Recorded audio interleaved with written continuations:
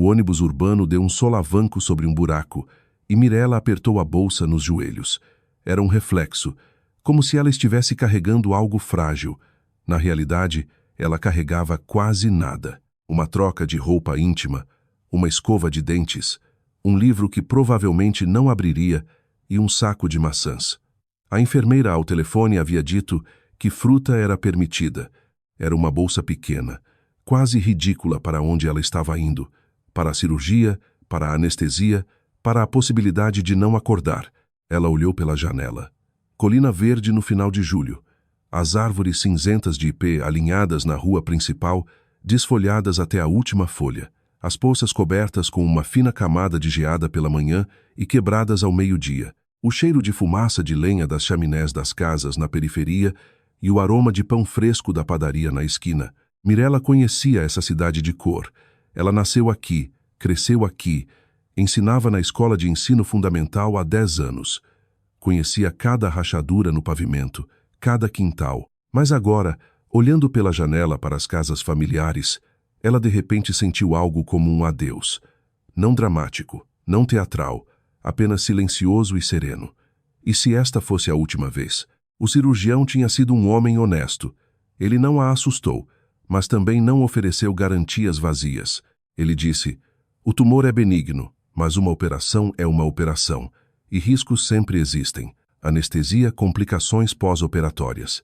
Ele olhou direto nos olhos dela, e ela o respeitou por isso.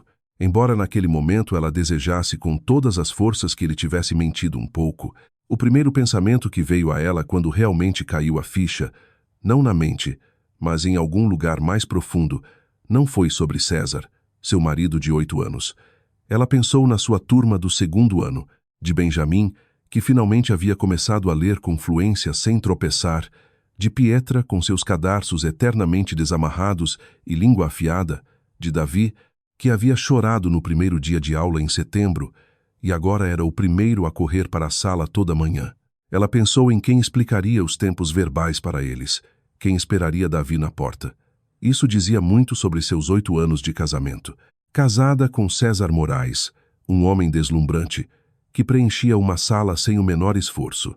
Uma risada estrondosa, gestos expansivos, uma autoconfiança que uma Mirella mais jovem havia confundido com força. Sua mãe, Carmen, costureira com 30 anos de experiência e dedos cansados, havia lhe dito na época: "Cuidado, Mirella. Homens barulhentos muitas vezes são só barulhentos por fora." Mirella não escutou. Era jovem e achava que a mãe simplesmente não sabia como se alegrar pela felicidade alheia. A felicidade durou cerca de 1 ano e meio. Depois disso, as coisas não eram ruins. É importante entender que não havia brigas, não havia abuso, nada que ela pudesse contar às amigas para receber solidariedade total. Era outra coisa. Era a poltrona dele sempre no centro da sala de estar, como se colocada deliberadamente para ocupar o maior espaço possível. As coisas dela, de alguma forma, sempre acabavam empurradas para o lado. Seus livros na prateleira de baixo, seu casaco no gancho mais próximo da parede, seus planos para o fim de semana sempre um pouco menos importantes que os dele.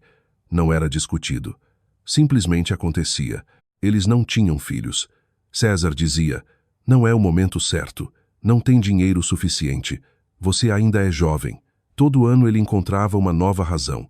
No começo, Mirella acreditava nele. Depois parou de acreditar, mas continuou esperando. Esperou até que esperar se tornasse um hábito, e o hábito se tornasse o pano de fundo da vida dela. Nos últimos 2 anos, ele começou a chegar tarde em casa. Trabalho, dizia, reuniões, clientes. Ela não fazia perguntas, não porque temesse a resposta, embora houvesse um pouco disso, mas porque havia esquecido como exigir uma explicação. Acontece gradualmente, sem que você perceba. Um dia você decide não tocar no assunto porque está cansada. Outro dia porque não quer briga. E de repente você percebe que não pergunta nada há muito tempo, e isso se tornou a norma. Quando ela chegou em casa há 3 semanas com os resultados dos exames e contou a ele que precisava de cirurgia urgente, que o cirurgião insistia, César ergueu os olhos do celular, olhou para ela e disse: "Então faz a cirurgia. Está marcada, não é vida ou morte." Depois os olhos dele voltaram para a tela. Ela foi à consulta do cirurgião sozinha. Marcou o horário, foi, escutou, assinou os papéis sozinha. Fez a mala sozinha também. De manhã, chamou um táxi para ir até o ponto de ônibus, porque César havia saído ainda mais cedo. Uma reunião importante. Ela não chorou. Não chorava por causa dele há muito tempo. Simplesmente pegou a bolsa e saiu do apartamento. A clínica ficava no centro da cidade, um prédio de 3 andares dos anos 70, reformado por fora com revestimento moderno, mas por dentro ainda cheirava a tempo, linóleo, água sanitária e a luz fraca dos corredores. Mirella se apresentou na recepção, entregou os documentos e recebeu o número do quarto. A enfermeira, uma mulher mais velha com rosto bondoso e cansado, estava revisando os papéis quando de repente parou. Mirella Duarte, disse ela, um pouco constrangida. O crachá dela dizia Bruna Oliveira. Há um pequeno problema. Não temos quartos privativos disponíveis no momento. Você ficará em um quarto duplo. Já tem um paciente lá, um homem. Mas ele é muito... Ela pausou, procurando a palavra. Quieto. Ele prometeu não incomodar. Mirella olhou para ela. Tudo bem, disse. O que mais ela poderia dizer? Bruna soltou um suspiro de alívio, como se esperasse uma objeção, e entregou a ela a camisola hospitalar e a roupa de cama. O quarto ficava no 2º andar, no final do corredor. 2 camas, 2 mesinhas de cabeceira. Uma janela com vista para o pátio do hospital, onde havia um banco e um arbusto de roseira silvestre que havia perdido todas as folhas, deixando apenas os quadriláteros vermelhos nus. A cama perto da porta estava arrumada e vazia, esperando por ela. Na outra, junto à janela, um homem lia um livro. Não no celular, mas um livro de papel de verdade com a lombada gasta. Ele ergueu os olhos quando ela entrou. Meia-idade, cabelos escuros com grisalhos nas têmporas. Um rosto sereno, não frio, mas precisamente sereno. Um olhar direto sem aquela inquietação desconfortável que as pessoas têm quando você as pega em um momento pessoal. Ele olhou para ela de forma natural. Bom dia, disse ele. Bom dia, respondeu ela e começou a desfazer a mala. Eles se apresentaram. Ele era Otávio Lombardi. Ela era Mirella. Nada mais foi dito, e aquilo pareceu certo. Não houve constrangimento, nenhuma tentativa de preencher o silêncio. Ele voltou para o livro. Ela se acomodou na cama e ficou olhando para o teto. O teto era perfeitamente comum, branco, com uma pequena rachadura perto da janela que parecia um rio. Mirella ficou olhando para aquela rachadura e pensou: amanhã de manhã, eles vão me levar para a sala de cirurgia. Vão colocar uma máscara no meu rosto, pedir para eu contar até 10, e eu talvez nem chegue lá. O medo era físico, se instalava sob as costelas e às vezes subia até a garganta. Lá fora escureceu cedo. Era julho. Os quadriláteros da roseira ficaram quase pretos no crepúsculo. Ela não dormiu aquela noite. Não foi surpresa. Em casa, vinha dormindo mal há semanas, acordando às 3 ou 4 da manhã com uma ansiedade que não conseguia nomear direito. Agora a ansiedade tinha nome e data. Amanhã, às 8, a mesa de operação. O quarto estava silencioso. Lá fora, um carro passava de vez em quando, os faróis deslizando pelo teto. Otávio Lombardi estava deitado na cama dele. Pelo jeito da respiração, ele também não dormia. Era regular demais, consciente demais. Está com medo? Ele perguntou na escuridão. A voz dele era baixa. Não era realmente uma pergunta, mas uma constatação do óbvio. Mirella ficou em silêncio por um momento. Sim, respondeu. Silêncio. Então ele disse: eu também fiquei com medo. Há 3 anos, quando estive realmente doente. Ele não explicou o que era. Mirella não perguntou. Na escuridão do hospital, aquelas palavras existiam separadas do conteúdo. O que importava era outra coisa, não a história em si. O que importava era que ele tinha dito em voz alta, que ele não havia fingido que estava tudo bem, que ele não havia dito, não tenha medo, vai ficar tudo bem, como as pessoas fazem quando não sabem o que dizer. Passou? Ela perguntou baixinho. Passou, ele confirmou. E nada mais. Mirella fechou os olhos. Ela não conseguiu dormir, mas a ansiedade mudou um pouco. Não desapareceu, não, mas ficou um pouco menos afiada, como se tivesse sido dividida ao meio. Era uma sensação estranha. Ao lado dela estava um quase total estranho. Eles haviam trocado 5 frases a tarde toda, E ainda assim ela se sentia menos sozinha do que se sentira em anos ao lado do marido. Ela não quis pensar mais nisso. Apenas ficou deitada ouvindo enquanto a primeira geada começava a cair lá fora. Não dava para ver, mas dava para ouvir no jeito como o som da cidade havia mudado. Tinha ficado mais suave, mais abafado, como se o mundo tivesse sido envolto em algodão. De manhã, o celular acordou ela. Não uma ligação, uma mensagem. Tinha chegado durante a noite enquanto ela cochilava entre despertares. Ela pegou o celular automaticamente, achando que seria da mãe, que não sabia da operação e a quem Mirella não havia contado, não querendo preocupar. Lá, não. A tela mostrava um nome, César. Mirella leu. Estamos nos divorciando. Não preciso de você, especialmente agora que você está doente. Não vou te dar dinheiro para a cirurgia. Você tem seu plano de saúde. Meu advogado já está preparando os papéis. Não ligue. Mirella releu uma vez, duas. As letras não mudavam.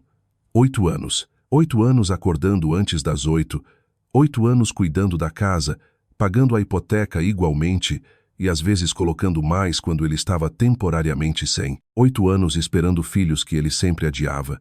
8 anos dizendo a si mesma, está tudo bem, as coisas vão se ajeitar.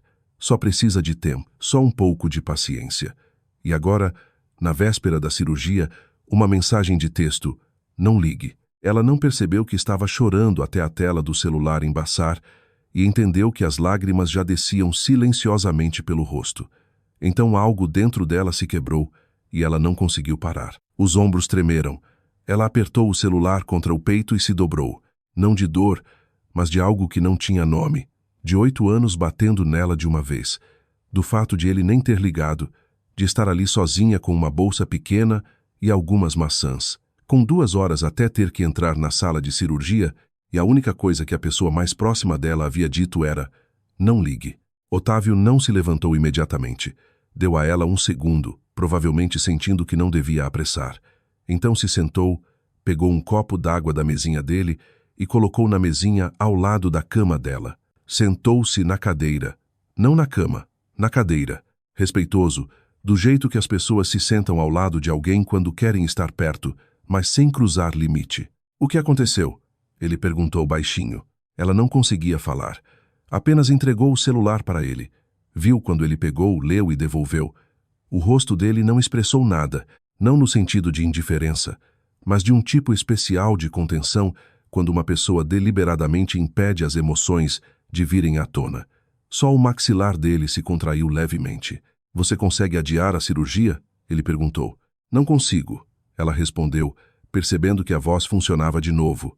Trêmula, mas funcionava. O médico disse que não pode esperar. O tumor é pequeno agora, mas a taxa de crescimento, ela parou. Otávio assentiu. Ficou sentado em silêncio ao lado dela. Ele simplesmente estava ali, e aquilo se revelou importante. Ele não tentou confortá-la com palavras. Não disse que tudo ficaria bem. Não fez perguntas demais. Apenas ficou sentado na cadeira, presente. Uma auxiliar entrou alguns minutos depois para levá-lo para um procedimento, uma preparação pré-operatória. Ela foi rápida e eficiente. Otávio Lombardi, esteja pronto em 20 minutos. Ele se levantou e pegou o casaco da mesinha. Mirella ainda estava sentada na cama. As lágrimas quase haviam parado, mas por dentro ela tinha aquela sensação que fica depois de um choro intenso, quando tudo parece limpo e vazio ao mesmo tempo. Ela olhou para ele, alto, quieto, com o livro gasto na mesinha, e de repente disse, sem esperar por si mesma, com uma amargura que quase soou como riso por entre os restos de lágrimas, você é tão decente, diferente do meu marido. Se eu sobreviver a isso, deveríamos nos casar. Ela esperava um sorriso ou um gentil, tudo vai ficar bem, ou uma brincadeira fechado, ou um você só precisa melhorar. Qualquer uma daquelas reações que pessoas inteligentes e gentis usam para responder a uma piada amarga. Ele parou. Olhou para ela não por um segundo, mas um pouco mais. Sério? E assentiu. Tudo bem, disse. A auxiliar já empurrava a maca para o corredor. Otávio saiu. A porta se fechou. Mirella ficou olhando para a porta fechada. Ela tinha quase certeza de que ele só estava seguindo o jogo, que era o jeito dele de dizer, aguentar firme, você vai conseguir, acredito em você. palavras normais de ser humano. Ela tinha quase certeza.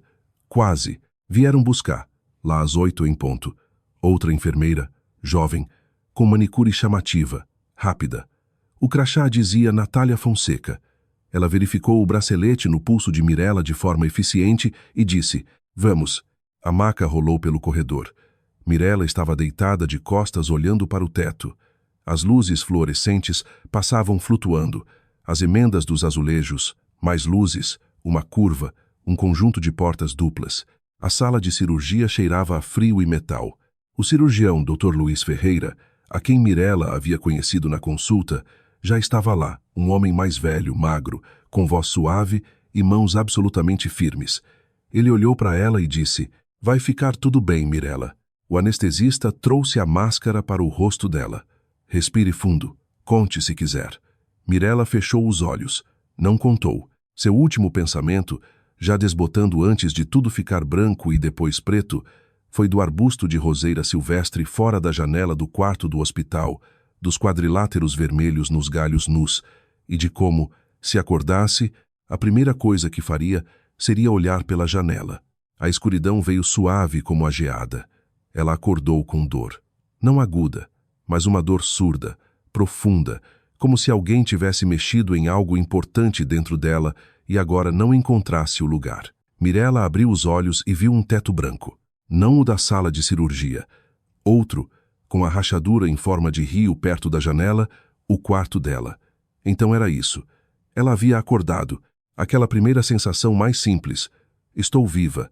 Foi tão imensa que por alguns segundos ela apenas ficou ali respirando. Inspirar, expirar. Doía, mas não importava. Era uma dor boa, a dor de uma pessoa viva. Bruna apareceu quase imediatamente, como se estivesse esperando. Você voltou para nós, Mirella. Maravilha. Ela ajustou o soro, verificou algo no prontuário. A cirurgia foi um sucesso. Dr. Ferreira fez um trabalho impecável. O tumor foi removido completamente. Ela pausou por um momento. Seus órgãos reprodutores foram preservados. Ela disse aquela última parte baixinho, de um jeito especial, não oficial, mas humano, como se entendesse que era exatamente a segunda coisa que Mirella queria ouvir. Depois de estou viva vinha, você pode ter filhos. Mirella fechou os olhos. O alívio lavou o corpo dela como uma onda quente do peito até as pontas dos pés. Ela não chorou. Apenas ficou ali respirando. Então pensou, e agora? A mensagem de texto não havia desaparecido. Estava no celular dela, na memória, em 8 anos que de repente se revelaram o que sempre haviam sido. Tempo perdido. Ela abriu os olhos e olhou para a cama ao lado. Eles haviam trazido Otávio de volta antes. A cirurgia dele estava marcada e tinha sido mais rápida. Ele estava deitado ali junto à janela, olhando para o céu cinzento de julho. Quando a maca de Mirella rolou para dentro do quarto, ele virou a cabeça. Como você está? Ele perguntou. Viva. Bom, disse ele simplesmente. E naquele bom curto, sem adornos, havia algo real, não educado. Ele realmente quis dizer bom. Mirella sentiu e se surpreendeu de como era fácil sentir. No primeiro dia, ela dormiu a maior parte do tempo. A anestesia saiu devagar, relutante, deixando para trás uma sonolência espessa e uma leve sensação de irrealidade.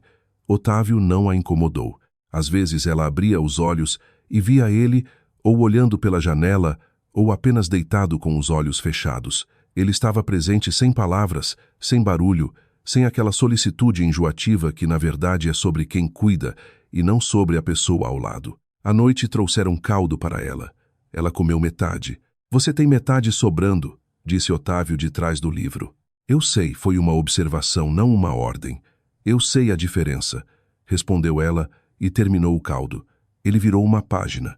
No dia seguinte, Natália apareceu. Mirella se lembrava dela, a mesma enfermeira que a havia levado para a cirurgia, rápida com a manicure chamativa. Agora ela entrou no quarto com o ar de quem tinha um trabalho a fazer e um pouco desagradável. Parou ao lado da cama de Mirella, olhando para ela com uma expressão indecifrável, não compassiva, mas avaliativa. Seu marido ligou, disse ela. Disse que vai passar no apartamento para pegar algumas coisas dele e que você não deve tentar ligar para ele. Mirella apenas olhou para ela. Tudo bem. Natália demorou um segundo a mais. como se esperasse uma reação diferente, depois saiu. Silêncio. Então Otávio largou o livro. Você conhece seu marido? Ele afirmou. Não era uma pergunta. Era uma constatação. Mirella não respondeu de imediato.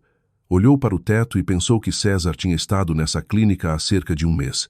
Ela se lembrava agora. Ele havia dito que era a trabalho, supostamente negociando com o fornecedor de equipamentos médicos. Ele vendia algo assim há um ano. Ela não entrava nos detalhes. Ele disse que tinha estado aqui 2 vezes. As peças do quebra-cabeça se encaixaram sozinhas sem esforço. Uma peça caiu no lugar e a imagem ficou clara. Acho que sim, disse Mirella com voz neutra. Otávio não acrescentou mais nada. Foi o certo a fazer. Bruna passou na ronda habitual perto do meio-dia. Injeções, pressão arterial, algumas anotações no prontuário. Ela era meticulosa e detalhista. O tipo de enfermeira que nunca misturava nada e não colocava vírgula no lugar errado. Mirella já havia começado a sentir algo como confiança por ela. Depois de dar a injeção, enquanto guardava a seringa, Bruna de repente parou.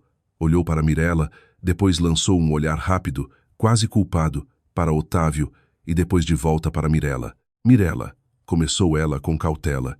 Você sabe quem está no quarto com você? Mirella olhou para a cama ao lado. Otávio folhava o livro com o ar sereno de quem não ouve a conversa. Embora num quarto tão pequeno fosse impossível não ouvir. Senhor Lombardi, disse Mirella. Otávio Lombardi, você não entende. Bruna baixou a voz para quase um sussurro. Embora o sussurro fosse totalmente inútil. Ele é aquele senhor Lombardi, o dos imóveis comerciais em vários estados, a empresa de tecnologia em São Paulo, e sabe-se lá o que mais em Porto Alegre. Ele é um dos homens mais ricos de toda a região. Dizem em São Paulo. Veio uma voz calma da cama junto à janela. A enfermeira calou-se. Otávio baixou o livro para o colo e olhou para ela não com hostilidade, apenas calmamente direto. Obrigado, disse ele. Foi um relatório muito completo. Bruna corou, murmurou algo para si mesma, recolheu a bandeja e saiu mais rápido do que havia entrado. Mirella olhou para Otávio. Ele abriu o livro novamente. Você ouviu isso? Disse ela. Sim, e nada. Ele virou a página. É só informação. Naquela noite, ela finalmente perguntou. Eles haviam se acostumado a conversar no crepúsculo, quando o burburinho no corredor diminuía e a luz do quarto ficava mais fraca. Lá fora, os últimos reflexos cinzentos do curto dia de julho se apagavam. Aquele horário do dia parecia propício à honestidade. Por que você está aqui? Mirella perguntou. Nessa clínica, nessa cidade? Você poderia. Eu sei. Ele assentiu. O Dr. Luiz Ferreira é o melhor cirurgião do país para aderências. Ele saiu de São Paulo há alguns anos e se recusa a voltar. Se você quer resultados, vem para cá e um quarto privativo. Uma pausa. Não havia, disse ele. Aceitei o duplo. Por quê? Uma pessoa na sua... Ela procurou a palavra posição. Você poderia ter esperado ou negociado. Otávio ficou em silêncio um pouco mais que o usual. Eu não gosto de ficar sozinho, disse ele finalmente. A voz era neutra, mas havia algo nela. Algo que parecia que ele não dizia em voz alta com frequência. Sozinho em hotéis, sozinho no carro, sozinho em casa. Pelo menos aqui tem outra pessoa viva por perto. Ele se virou ligeiramente para a janela. Mirella não respondeu. Algumas coisas não precisam de resposta. No terceiro dia, foi ela quem tocou no assunto em que pensava desde que acordou. Otávio. Ele ergueu os olhos. Você se lembra do que eu disse antes da cirurgia sobre nos casarmos? Você assentiu. Você estava falando sério? Ele largou o livro e olhou para ela diretamente, sem um pingo de zombaria. Sim, disse ele. Você é louco. É possível. Mirella encarou ele. Eu não estou pronta, disse ela. Ainda sou casada. Acabei de sair da anestesia. Não sei nada sobre você, exceto que lê livros de papel e não gosta de ficar sozinho. Eu sei, respondeu ele calmamente. Não estou com pressa. Foi precisamente isso, que ele não a pressionava, não tentava convencê-la, que não estava com pressa, que a desarmou mais que qualquer coisa. Ela estava acostumada a homens conseguirem o que queriam por persistência ou não conseguirem nada. E ele simplesmente disse, não estou com pressa. E de repente ela sentiu que tinha tempo, que podia escolher. Fazia muito, muito tempo que não tinha essa sensação. Os dias no quarto se acomodaram num ritmo quieto, quase aconchegante. Mirella não podia se levantar nos primeiros 2 dias, só para ir ao banheiro com a ajuda da enfermeira. Era humilhante o suficiente. Nem mais nem menos. Depois permitiram que ela se sentasse e depois andasse com cuidado pelo quarto. A dor recuava devagar como água de enchente baixando. Às vezes parecia quase ter ido embora e então voltava a subir. Otávio se recuperou mais rápido. A cirurgia dele tinha sido mais simples, um procedimento de aderência sem complicações especiais. No 3º dia, ele já andava pelo corredor com passo firme e sem pressa. Às vezes trazia chá da máquina no final do corredor. Simplesmente deixava na mesinha dela sem perguntar. Ela não agradecia. E aquilo também estava certo. Um tipo de pacto silencioso havia se formado entre eles. Não transformar coisas simples de ser humano em evento. Ela contou a ele sobre os alunos, não porque não tivesse outro assunto, mas porque aquele era o mundo dela, e ela estava acostumada a pensar nele em voz alta. Sobre Benjamin, que finalmente havia começado a ler bem e agora trazia livros de casa com tanto orgulho que parecia que ele mesmo os havia escrito. Sobre Pietra com seus cadarços eternamente desamarrados e a capacidade de dizer em qualquer situação exatamente o que todo mundo pensava, mas ninguém ousava dizer. Sobre Davi, que em setembro chorava na porta da sala e em julho já discutia quem era mais forte, dinossauros ou robôs, e não aceitava objeções. Otávio escutava de um jeito que ela nunca tinha visto um adulto escutar.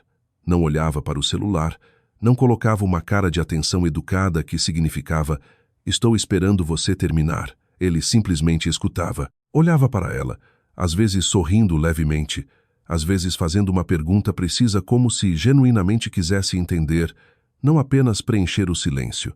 Em 8 anos, César nunca havia perguntado o nome de um único aluno dela. A comparação surgiu sozinha sem esforço, e Mirella pensou, é isso. Não é o dinheiro, nem a aparência, nem nenhum talento especial. É que uma pessoa olhava para mim quando eu falava, e a outra nunca olhava. Ele contou sobre Vera na 4ª noite. Não tudo de uma vez, mas gradualmente como subir escadas. Primeiro disse que havia morado em São Paulo, depois que havia sido casado. Parou, e Mirella não pressionou. O nome da esposa dele era Vera. Ela era pintora. Quietinha, disse ele. E naquela única palavra, quietinha, havia tanto calor que Mirella entendeu que não era só um adjetivo, mas uma descrição completa de uma pessoa. Vera havia morrido no 8º mês de gravidez. Toxemia aguda. Não chegaram a tempo. Otávio disse aquilo com voz neutra, sem drama, sem pieguice, só fatos. Mas foi precisamente naquela neutralidade que havia algo que apertou a garganta de Mirella. 11 anos, disse ele. Só trabalho, dinheiro e apartamento vazio. Aprendi a viver no silêncio, mas não a gostar dele. Mirella não disse, sinto muito. Sinto muito é para si mesmo expressar o próprio desconforto com a dor alheia. Ela apenas estendeu a mão pelo espaço entre as camas e segurou a dele por alguns segundos. Depois puxou de volta. Otávio ficou olhando para o próprio pulso onde a mão dela havia estado. Não disse nada, mas algo nele mudou muito sutilmente, quase imperceptivelmente, do jeito que a luz de um quarto muda quando uma nuvem sai do sol. Aquele momento ficou entre eles, não como promessa ou explicação. Apenas ficou, como o cheiro de lilazes depois que você fecha a janela. No 6º dia, Dr. Ferreira examinou os dois. Luiz Ferreira era homem de poucas palavras, como sempre. Escutou, apalpou, estudou os resultados dos exames, anotou algo. Disse a Mirella que estava tudo bem. O tratamento de soro de 1 semana havia terminado. Ela podia ter alta. Restrições. 2 semanas sem esforço físico, sem levantar mais de 1 quilograma. Troca de curativo diária e consulta em 1 mês. Ele deu alta para Otávio também. No mesmo dia. Então, disse Mirella quando o cirurgião saiu. Coincidiu. Coincidiu, disse Otávio. Você veio de ônibus? Sim. Uma pausa. Eu tenho que te levar para casa, disse ele. Você não pode carregar a bolsa no ônibus. Mirella abriu a boca para dizer algo sobre como se viraria, mas então pensou no ônibus lotado, nos solavancos, nas barras que teria que segurar, e fechou a boca. Tudo bem, disse ela. De manhã, eles arrumaram as malas quase ao mesmo tempo. Mirella dobrou as roupas com cuidado na bolsa pequena. as maçãs quase intactas, o livro não aberto. Otávio pegou uma pequena bolsa de lona preta simples. Na porta, ela parou e olhou para trás para o quarto. 2 camas, 2 mesinhas, a janela com um arbusto de roseira no pátio. Uma fina camada limpa da primeira geada havia caído. Os quadriláteros vermelhos sobressaíam como pequenas luzes. Ela havia acordado, havia olhado pela janela. Promessa cumprida. O carro estava no estacionamento do hospital. Escuro, caro, mas sem ostentação. Sem aquele luxo deliberado que grita: olhe para mim. Apenas um bom carro. Otávio abriu a porta para ela, esperou ela se acomodar e colocou a bolsa dela atrás. Ela não protestou. Colina Verde estava coberta de geada. A primeira geada sempre faz as cidades parecerem um pouco irreais, como se alguém tivesse apagado tudo supérfluo, deixando só os contornos. As árvores de ipê, ao longo da rua principal, estavam brancas. Os bancos junto às portas haviam se tornado montes arredondados de geada. Crianças já haviam deixado as primeiras pegadas nas calçadas. Mirella olhou pela janela e pensou: estou viva, geada de julho, estou indo para casa. Essa palavra soava estranha agora. Um apartamento esperava por ela com um buraco onde a poltrona dele ficava, com um cabideiro vazio onde o casaco dele ficava. Ela ainda não sabia como seria. Não sabia se conseguiria entrar sem que algo dentro dela se quebrasse. Otávio dirigiu em silêncio, sem quebrar a calma. Perguntou só uma vez qual curva pegar, e ela indicou. Em frente ao prédio dela, ele desligou o motor. Um prédio antigo de 5 andares sem elevador, o apartamento dela no terceiro. Ela olhou para os 3 lances de escada que teria que subir com a bolsa, quando não podia levantar nada pesado, e de repente sentiu algo afundar dentro dela. Eu carrego, disse Otávio, e pegou a bolsa antes que ela pudesse dizer qualquer coisa. Subiram. Ela abriu a porta. O apartamento os recebeu com silêncio e um cheiro de vazio. Há um cheiro particular em casas onde algo foi recentemente retirado. A poltrona dele ainda estava no lugar, mas o canto junto à TV estava diferente. O abajur de chão dele ficava ali, o cabideiro na entrada. O casaco dele havia sumido. Só o casaco dela havia ficado. A cozinha, a caneca que ele sempre pegava da prateleira de baixo, havia sumido. E a foto dele pescando de 3 anos atrás, quando ainda iam pescar, também havia deixado um vazio. Não nas coisas, mas no hábito, nos 8 anos de presença diária de uma pessoa que não a amava como deveria, mas que ainda estava presente. Mirella ficou no meio da sala de estar. Não chorava, apenas estava ali. Otávio colocou a bolsa no chão, olhou ao redor, foi até a cozinha, abriu a geladeira, fechou. Vou comprar comida, disse Otávio. Você não precisa. Você não pode levantar nada por 2 semanas. Ele olhou para ela calmamente, não com tom de benfeitor, mas como se afirma coisas óbvias. É um fato médico, não minha opinião. E saiu antes que ela pudesse protestar. Mirella sentou-se com cuidado no sofá. A incisão ainda se fazia notar com qualquer movimento brusco. Ela olhou para o canto vazio onde o abajur ficava. Ele voltou 40 minutos depois com 2 sacolas, frango, legumes, outra coisa. Ela não olhou. Ele guardou tudo nas prateleiras com a eficiência de quem sabe o que está fazendo, sem pressa, sem movimentos desnecessários. Depois colocou uma panela no fogão. Você sabe fazer sopa? Ela perguntou. Aprendi, disse ele. Quando se está sozinho, ou se aprende ou se vive de delivery. Ficou claro que ele não vivia de delivery. O cheiro de caldo de galinha encheu o apartamento devagar e sólido como luz, enchendo um quarto depois de uma longa escuridão. Um cheiro quente, vivo.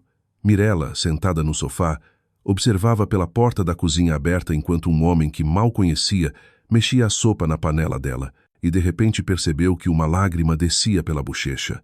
Não de tristeza, não pela mensagem de texto, não pelos 8 anos, não pelo canto vazio, simplesmente porque alguém havia chegado e feito sopa para ela. Ela limpou rapidamente a bochecha e se virou para a janela, onde já escurecia, e a primeira geada jazia, lisa e pura como uma página em branco. Ela precisava pensar no que viria a seguir.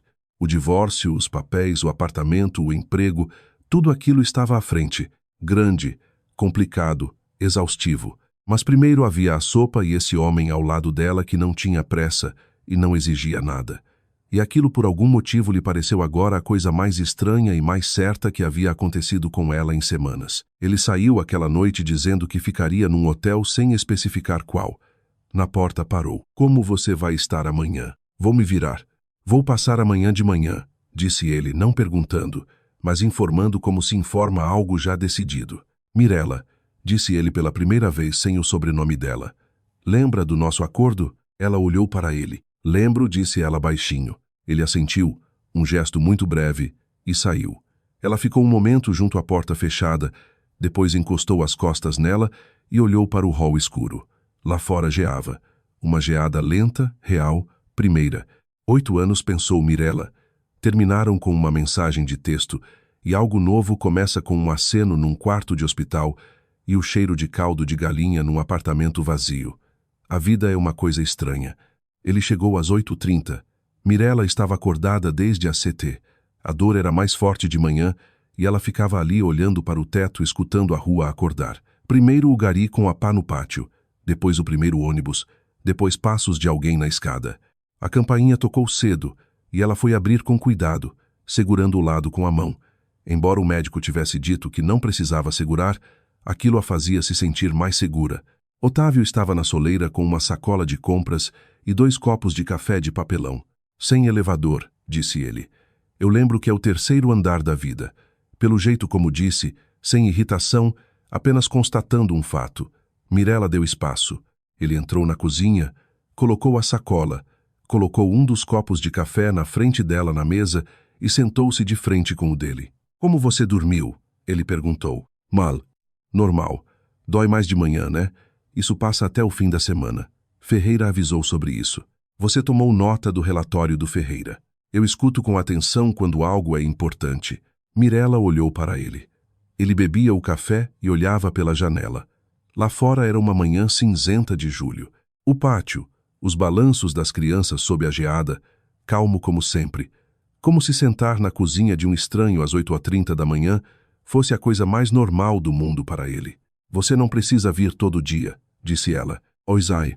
Então por quê? Ele se virou para ela. Porque você não pode levantar nada e comida não se compra sozinha. Uma pausa curta. E porque está muito quieto nesse apartamento agora. Eu sei como é isso. Ela não disse nada. Era verdade. O silêncio no apartamento tinha uma qualidade especial, denso, como se os cômodos soubessem que algo havia sido tirado deles e ainda não tivessem decidido como lidar com isso. Ele veio toda manhã. Não tinha se mudado. Isso era importante. Ele morava num hotel que Mirella nunca viu, mas que pelos detalhes parecia caro e bom. Otávio nunca mencionava, nunca reclamava nem elogiava, apenas vinha de lá. Passava a maior parte do dia ali e saía à noite. Trazia comida, cozinhava algo simples, sopa, arroz com peito de frango, ovos cozidos que deixava na geladeira com um bilhete para o dia seguinte. Os bilhetes eram breves e funcionais, como algo de livro de receitas. 2 ovos, o pão está na caixa, sobrou um tomate. Mirella ria desses bilhetes em silêncio para si mesma. Depois pensava em quanto tempo fazia que não ria. No 4º dia, ela percebeu que esperava por ele. Não do jeito que se espera algo desejado, com coração acelerado e antecipação. Simplesmente de manhã, uma parte da mente dela contava o tempo até a campainha tocar. E quando ele aparecia, algo dentro dela soltava um suspiro de alívio. Aquilo a assustava. Ela ainda era casada, e a cabeça dela era uma bagunça. O cansaço depois da cirurgia, o vazio no apartamento, um divórcio que nem havia realmente começado. Ela não tinha força nem direito de analisar o que era aquilo, aquela espera. Proibiu-se de pensar nisso e se concentrou em outra coisa, na escola, em como em 3 semanas, se tudo corresse bem, estaria de volta à sala de aula. Ficava se perguntando se Davi ainda fazia as discussões sobre dinossauros e robôs. Percebeu que precisava pedir à colega Nádia para trazer os cadernos da turma para corrigir, já que não podia carregar nada. Ligou para Nádia naquele mesmo dia. Nádia veio pessoalmente com os cadernos, um pote de comida quente e tanto fofoca da escola, para contar que Mirella passou 1 hora rindo e mal sentiu a dor. Otávio chegou naquele dia justo quando Nádia estava saindo. Eles se cruzaram na porta. Nádia mandou uma mensagem depois. Mirella, quem é aquele? Mirella respondeu. Um companheiro de quarto do hospital. Nádia escreveu. Entendi. E aquela resposta continha tanto que Mirella guardou o celular e fingiu que não havia recebido a mensagem. César ligou no 5º dia. Mirella estava sentada junto à janela com um livro que finalmente havia aberto, o que havia levado para o hospital e não tocara. O número dele apareceu na tela e ela ficou olhando para ele por alguns segundos. Por 8 anos, aquele número significava marido. Agora significava outra coisa para a qual ela ainda não havia encontrado palavra. Atendeu o telefone. Mirella. A voz dele soava como a de pessoas que já atribuíram os papéis na conversa.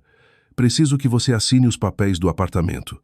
Que papéis? Ela perguntou. Voz neutra. A renúncia voluntária da sua parte. O advogado já tem pronto. Posso levar hoje. Mirella ficou em silêncio olhando pela janela.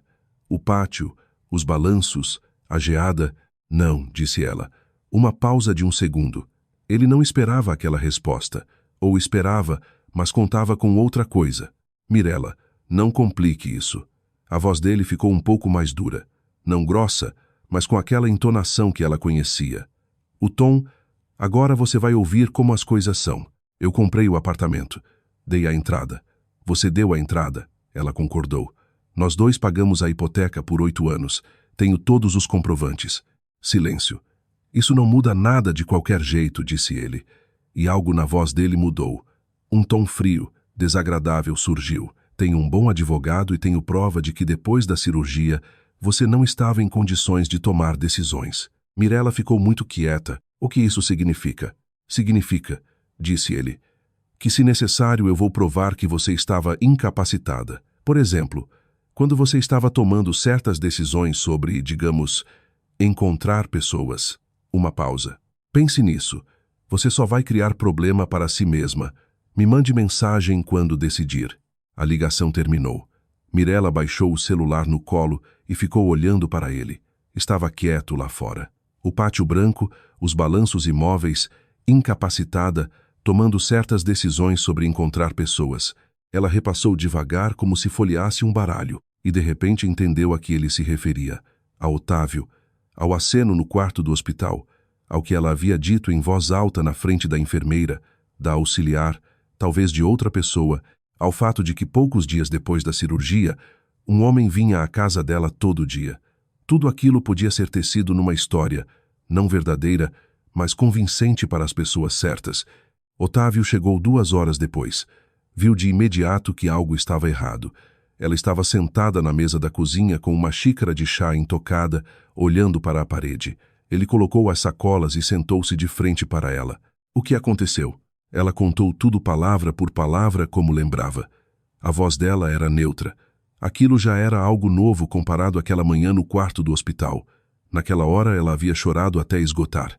Agora não, apenas falava. Otávio escutou sem interromper. Quando ela terminou, ele ficou em silêncio por um momento. Ele não quer só o apartamento, disse ele finalmente. Eu entendo isso. Não, você não entende. Escute. Ele olhou para ela sério, direto. Mirella, vou explicar o que é isso.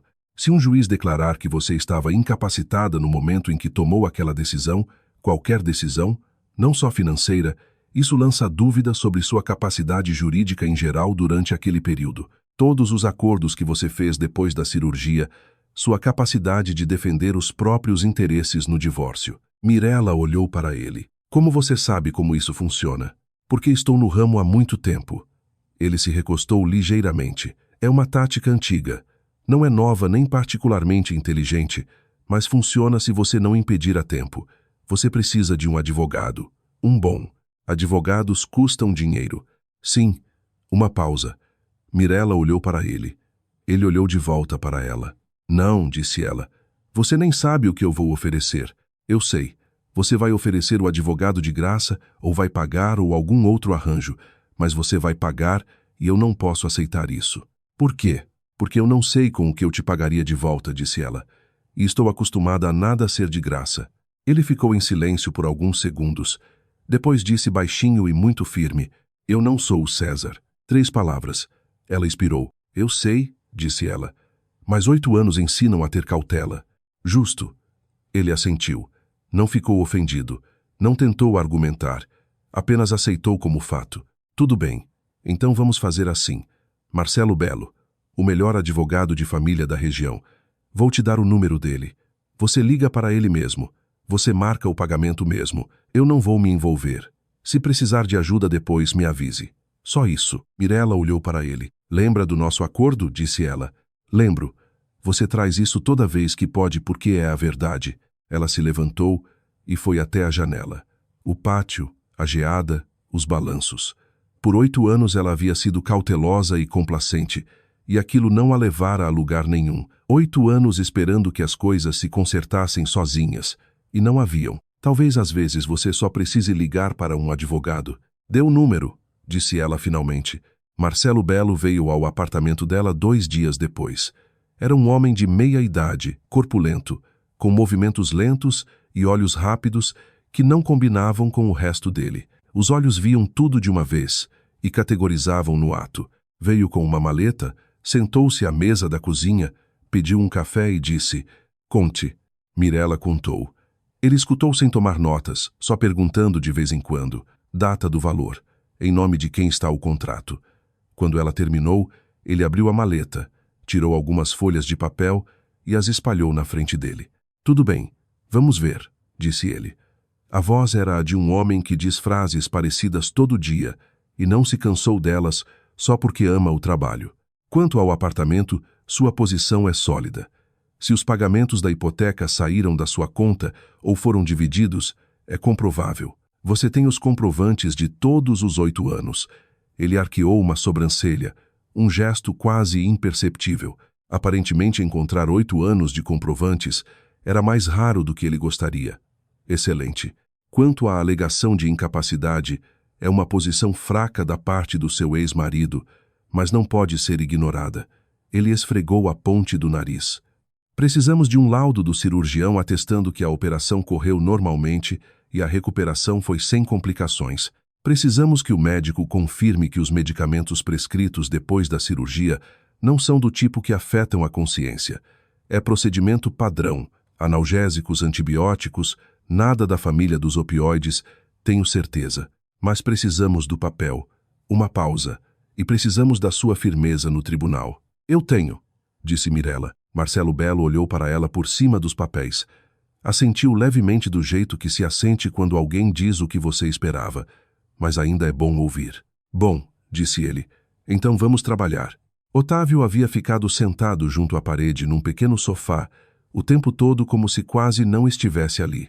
Marcelo Belo não se dirigiu a ele uma vez, e ele não interveio em nenhum momento. Quando o advogado recolheu a maleta e se despediu, Mirela o acompanhou até a porta e voltou para a cozinha. Você pagou ele adiantado, disse ela. Não era uma pergunta. Marcelo não faz visitas domiciliares, respondeu Otávio. Ele atende no escritório. Silêncio. É um velho conhecido meu, disse Otávio. Pedi que ele viesse porque você não pode ficar subindo e descendo escadas. Só isso, Mirela. Ela olhou para ele. Ele olhou de volta pacientemente, calmamente, do jeito que se olha para algo de que se tem certeza. Você faz as coisas de forma muito metódica, disse ela. Todo dia, o café, a comida, a sopa, o advogado fazendo visita domiciliar. Tudo muito correto e discreto. Você se opõe? Uma pausa. Não, disse ela baixinho. Só não estou acostumada. Oisai. Ele se levantou e pegou o casaco da cadeira. Acostume-se. 3 dias depois, César ligou de novo. Dessa vez Mirela estava pronta. Atendeu o telefone e escutou. Ele falava do apartamento de novo, dos papéis do advogado. Dessa vez a voz dele soava mais confiante, como se tivesse se encorajado. César. Ela interrompeu quando ele pausou. Eu tenho um advogado. De agora em diante toda a comunicação será através dele. Ela deu o nome de Belo. O silêncio na linha foi de uma qualidade completamente diferente da última vez. Se antes ele havia ficado em silêncio de surpresa, agora era de reconhecimento. Ele conhecia aquele nome. Mirela, começou ele com voz diferente, um pouco mais baixa, um pouco mais cautelosa. Através do advogado, repetiu ela e desligou. Depois ficou 1 minuto com o celular na mão. Levantou-se e colocou a chaleira no fogo. Lá fora era julho, um julho sombrio, escuro, com pores do sol cedo e uma geada fina que não era bonita como a primeira, mas apenas cinzenta, inevitável. Mirela olhou para ela e pensou. É isso. A conversa terminou. Agora vem o processo judicial, os papéis, as assinaturas. Mas aquilo não assusta mais. É só trabalho. Aquela sensação de que não era medo, só trabalho, era nova. Ela revirou na mente. Não, não era assustador. Havia raiva, uma raiva limpa, profissional, sem lágrimas. Havia cansaço e algo como determinação. Era uma coisa boa. Naquela noite, enquanto Otávio se preparava para sair, Mirela disse: Otávio, espera. Ele parou junto ao cabideiro. Você estava falando sério sobre o que propôs no hospital? Ela falou devagar, escolhendo as palavras. Não sobre a sopa, nem sobre o advogado. Sobre o que você disse antes da cirurgia. Sim, disse ele. Nós nos conhecemos há menos de um mês. Eu sei. Você só sabe sobre mim o que contei no quarto do hospital e o que seu advogado pôde descobrir em 5 minutos. Menos do que você pensa, disse ele. Não pedi que ele pesquisasse nada. Mirela olhou para ele. Isso se chama caso passageiro. É possível. Você não parece o tipo de pessoa que tem casos passageiros. Não sou, ele concordou. É por isso que quando tenho, tento que signifique algo. Ela ficou em silêncio. Lá fora geava. Uma única luz de rua no pátio balançava ao vento. Dê tempo para mim, disse ela finalmente. Quanto você precisa? Não sei quanto. Tudo bem, disse ele. Eu espero. Ele disse aquilo de forma tão natural, sem solenidade, como se diz algo tomado como certo, que ela acreditou nele imediatamente. Sem dúvida, ele esperaria, não porque não tivesse nada melhor para fazer, mas porque havia decidido. E quando esse homem decidia algo, parecia um fato, não uma intenção. Ele saiu. Ela ficou um momento junto à porta, depois foi até a cozinha, acendeu a luz e começou a lavar a louça. Devagar, metodicamente, com o rádio ligado ao fundo, ela pensava. Pensava que há coisas que ou se faz ou não se faz, que se pode esperar muito tempo pelo momento certo, pelas circunstâncias ideais, pela certeza absoluta, e nunca encontrar. Porque o momento, as circunstâncias, a certeza não vem sozinhas. É preciso escolhê-las. Por 8 anos ela não havia escolhido. Por 8 anos havia se deixado levar pela inércia para onde a corrente levasse e chamado aquilo de paciência. Chega. De manhã ele chegou como sempre. Ela o encontrou na porta. Preciso de um tabelião, disse ela, para formalizar direito minha reivindicação sobre o apartamento. Marcelo explicou que preciso ter documentado que todos os pagamentos saíram da minha conta. Você vem comigo? Sim. E mais uma coisa. Ela olhou para ele.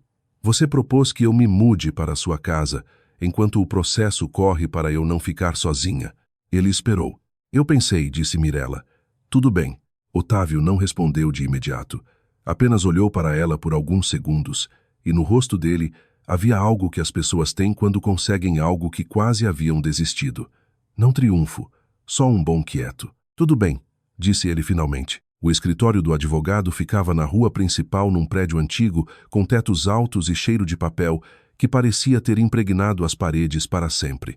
O tabelião, uma mulher de 50 e poucos anos com óculos, e o ar de quem vê histórias de vida das pessoas na versão documental todo dia, estudou os papéis de Mirela metodicamente e sem palavras extras. Você tem os registros de pagamento? Ela perguntou. De todos os 8 anos. A mesma reação que Marcelo Belo, uma sobrancelha ligeiramente erguida. Seu ex-marido já protocolou o pedido de partilha. O advogado dele entregou. Ele pede 50%. A tabeliã tirou os óculos, limpou, colocou de volta. Sua posição é sólida, disse ela. Se tudo o que está escrito aqui for confirmado pelos documentos, ela apontou para os papéis de Mirela. O juiz provavelmente decidirá a seu favor, mas prepare-se para que seu ex saiba disso e possivelmente tente escalar a situação. Estou preparada, disse Mirela. A tabeliã olhou para ela de novo por cima dos óculos, um olhar breve e avaliador. Vejo que sim, disse ela. Otávio havia ficado sentado junto à parede, o tempo todo lendo algo no celular. Não interveio, não comentou, não verificou se ela estava fazendo tudo certo. Estava apenas ali como algo confiável está por perto, algo que você não olha o tempo todo, mas sabe que existe. Quando saíram para a rua, havia parado de gear. O céu estava branco, baixo, céu de julho. Está com fome? Perguntou Otávio. Sim. Então vamos. Eles entraram numa pequena cafeteria próxima, um lugar simples com mesas de madeira e cadeira que rangia não importa como você se sentasse. Pediram chá e alguns doces. Otávio olhou pela janela. Mirella olhou para ele. Você está calmo, disse ela. Eu tento ser. Não, sério, você nunca fica nervoso. Eu fico nervoso. Ele se virou para ela. Só não aparece. E agora uma pausa um pouco agora, disse ele, porque você acabou de concordar em se mudar e agora estou pensando se sei viver com alguém no mesmo espaço o tempo todo. 11 anos criam um hábito. Mirella olhou para ele. Você acabou de me dizer a verdade. Eu tento dizer a verdade quando é apropriado e quando não é, fico quieto. Ela assentiu e pegou a xícara. Bom, aqui vai a minha verdade, disse ela. Eu não sei como isso vai terminar. Ainda não sou divorciada. Tenho um processo pela frente e acabei de sair de uma sala de cirurgia. Estou vivendo do seu café e dos seus bilhetes sobre ovos na geladeira, e isso tudo é um pouco louco. Sim, ele concordou olhando para a xícara. Mas ao seu lado eu não tenho medo. É estranho porque eu deveria, mas não tenho. Otávio não disse nada, apenas olhou para ela. Sério? Em silêncio. Depois serviu mais chá para ela do pequeno bule que a garçonete havia trazido. Foi a resposta dele. Ela aceitou. Lá fora da cafeteria, Colina Verde vivia seus últimos dias de julho. Cinzento, frio, com árvores de ipê nuas e uma geada fina que não tinha pressa. A cidade que Mirella conhecia de cor, cada rachadura, cada quintal. E naquela cidade, naquela cafeteria com a cadeira rangente, algo começava a mudar devagar. Não por fora, por dentro. Levaria tempo, mas agora ela tinha tempo. O apartamento de Otávio ficava no centro de Colina Verde, no segundo andar de um casarão antigo que havia sobrevivido à era pós-guerra e aos anos 90 e agora estava com telhado novo e paredes grossas antigas, tetos altos, pisos de taco rangentes. 3 janelas davam para a rua principal. Era mobiliado de forma simples, não ostentatória, mas funcional do jeito que pessoas que precisam de um lugar para trabalhar, não para exibir, mobiliam suas casas. Havia livros por toda parte em prateleiras em fileiras organizadas, sem a bagunça artificial criada para mostrar. Livros reais de um leitor real, lombadas gastas, alguns com marcadores, outros claramente relidos mais de uma vez. Mirella passou o dedo neles enquanto ele mostrava o apartamento. Livros técnicos, história, alguns romances, alguns autores estrangeiros. Numa prateleira separada, 3 livros de arquitetura e um fino sem título na lombada. O que é isso? Ela perguntou. Desenhos da Vera, disse ele curto. Mandei encadernar. Mirella puxou a mão da prateleira. 2 quartos. Isso também era importante. Um para ele, um para ela com lençóis limpos na cama e um armário vazio que ele havia esvaziado antes. Uma cafeteira cara na cozinha, mas nada supérfluo. Nenhum prato decorativo, nenhuma flor artificial, nenhum dos pequenos detalhes que fazem um espaço virar lar. Havia função, mas não calor, como se o homem soubesse organizar trabalho, mas tivesse esquecido como organizar vida. Mirella colocou as coisas no armário, colocou os livros na mesinha de cabeceira. Depois foi até a cozinha e viu no parapeito da janela estreito, mas ensolarado mesmo em julho, um espaço vazio. Posso? Ela perguntou. Trazer minha gerânio. Eu tenho em casa. Comprei faz um tempo. É bem resistente. Otávio olhou para o parapeito, depois para ela. Claro, claro. Eles trouxeram o vaso. No dia seguinte, Nádia da escola concordou em passar no apartamento de Mirella e pegar uma pequena gerânio num vaso de terracota com uma flor aberta e vários botões. Mirella colocou no parapeito, moveu um pouco para pegar mais luz e voltou para o quarto. Otávio estava no escritório trabalhando na hora. À noite, enquanto tomavam chá na cozinha, ela viu o olhar dele demorar no vaso por um bom tempo, alguns segundos a mais do que se costuma olhar para um objeto. Ele não disse nada, apenas olhou, e naquele olhar havia algo muito quieto. Ela decidiu não perguntar. Viver juntos se construiu em pequenos choques de hábito. Otávio tinha o hábito de acordar às 6h30 e trabalhar 1 hora antes do café da manhã em silêncio no escritório com a porta fechada. No começo, Mirella não sabia disso. Um dia às 7h30 ela bateu na porta para perguntar se tinha café. A porta abriu.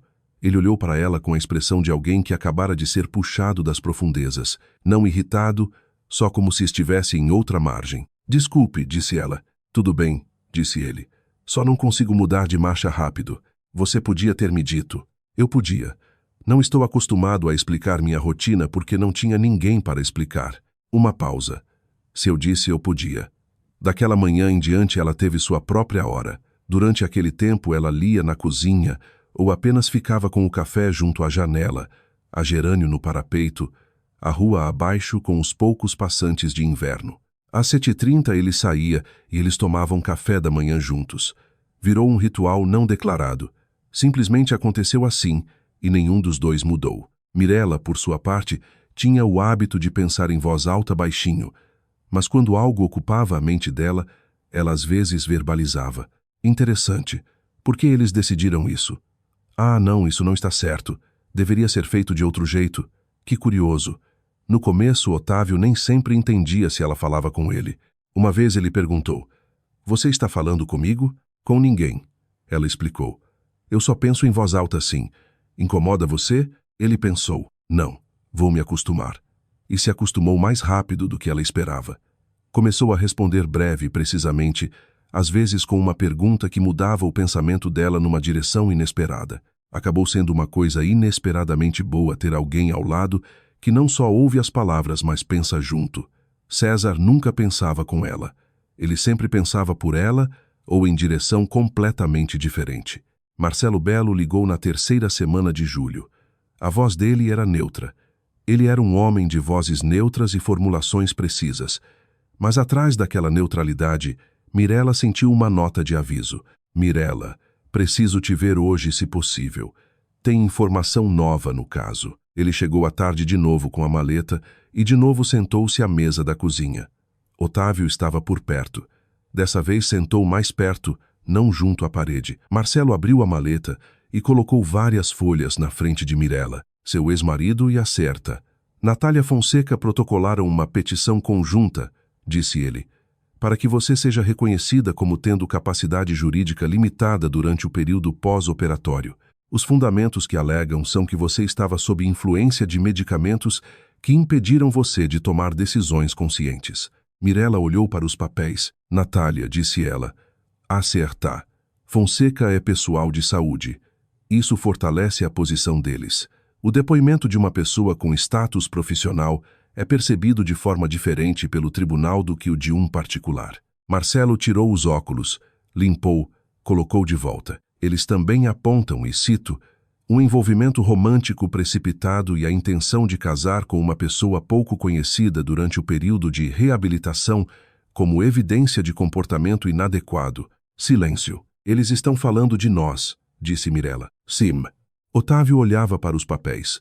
O rosto dele estava calmo, mas com aquela tensão no maxilar que Mirella havia aprendido a ler. O que precisamos? Ele perguntou. Precisamos de várias coisas, disse Marcelo Belo. O laudo do Ferreira com descrição completa da reabilitação nós temos. Eu pedi.